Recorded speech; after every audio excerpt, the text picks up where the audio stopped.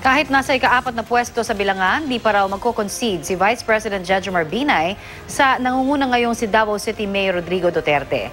Hihintayin daw muna niyang matapos ang bilangan, lalo't may mga agam-agam pa raw siya sa resulta. Balitang hatid ni Alan Domingo ng GMA Cebu.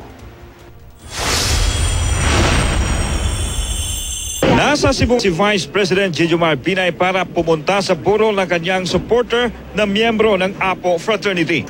Sa panayam ng media, sinabi ni Binay na hindi pa siya magkukonsid kahit pa nananatili siya sa ika-4 na pwesto sa kasalukuyang presidential unofficial count. Ayon kay Binay, hintayin muna niyang matapos na mabilang ang lahat ng boto. May agam-agam pa raw kasi siya sa naging resulta ng botohan dahil na rin sa mga report ng mga pumalyang vote counting machine o VCM. Let's not use the word conceding. Basta my position is I will await the results of the completion of the electoral process. Hindi rin daw makapaniwala si Binay na maging ang kanyang kaalyado dito sa Cebu City na si Mayor Mike Rama ay natalo rin. Nang tanungin si Binay kung handa na raw ba siyang tanggapin ang inialok na pagkakaisa ni Davao City Mayor Rodrigo Duterte, ang sagot ni Binay, we're talking here of the process. The healing is another thing.